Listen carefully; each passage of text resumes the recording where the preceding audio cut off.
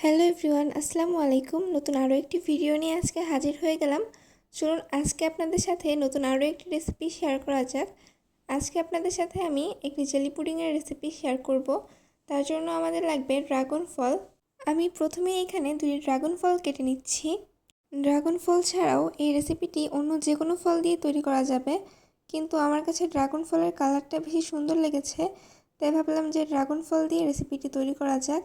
যেহেতু আমি চেয়েছিলাম যে ছোটোখাটো একটি পুডিং বানাবো, তাই এখানে ফলের পরিমাণটা একটু কমিয়ে নিয়েছি।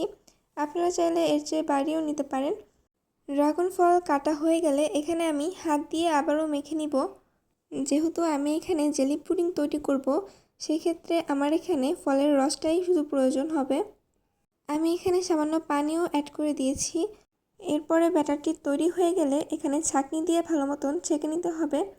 যেহেতু ড্রাগন ফলে অনেক ছোট ছোট বিচি থাকে, তো বিচির জন্য খেতে তেমন ভালো লাগবে না, তাই এটাকে ছেঁকে নিতে হবে।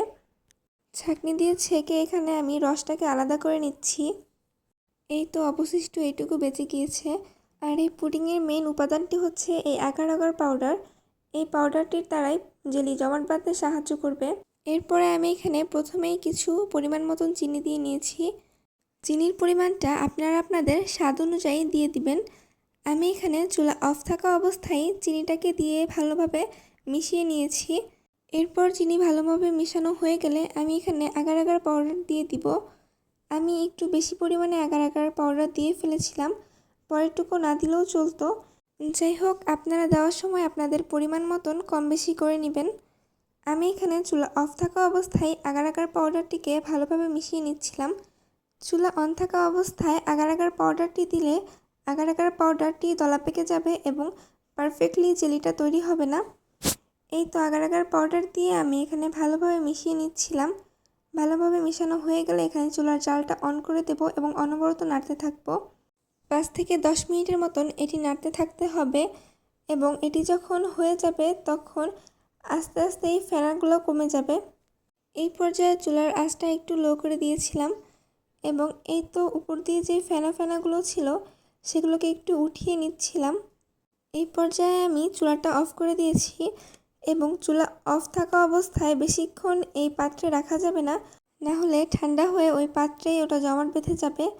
আমি যে পাত্রে তৈরি করতে চাচ্ছিলাম পুডিংটা, গরম থাকা অবস্থায় সেই পাত্রে আমি ঢেলে নিচ্ছি এবং পুডিংটা যখন ঠান্ডা হয়ে যাবে তখন আমি কিছুক্ষণের জন্য ফ্রিজে রেখে দিব। আমি এটা ডিপ ফ্রিজে রেখেছিলাম যাতে তাড়াতাড়ি এটা শক্ত হয়ে যায়। আপনারা চাইলে ওভারনাইট নর্মাল ফ্রিজেও রাখতে পারেন। ফ্রিজে রাখার ক্লিপটা যেহেতু নেইনি তাই মুখেই বলে দিলাম। আর এই তো ঠান্ডা হওয়ার পরে পুডিংটার ফাইনাল লুক। এটা কিন্তু দেখতে মাশাআল্লাহ অনেক বেশি সুন্দর হয়েছিল এবং একটা পারফেক্ট পুডিং তৈরি হয়েছিল। আমি এখানে সাইজ মতন কেটে নিচ্ছিলাম আপনাদেরকে দেখানোর জন্য যেটা কতটা পারফেক্টলি তৈরি হয়েছে। পুডিংটা দেখতে যেমন সুন্দর হয়েছিল, খেতেও কিন্তু মাশাআল্লাহ অনেক বেশি মজা ছিল এটা। যাদের ড্রাগন ফল পছন্দ না তারা চাইলে এইভাবে পুডিং তৈরি করে খেতে পারেন। তো আজকের ভিডিওটি ছিল এই পর্যন্তই। আজকের রেসিপিটি আপনাদের কাছে কেমন লাগলো আপনারা সবাই কমেন্টে জানাবেন। তো আজকে এই পর্যন্তই। আল্লাহ হাফেজ।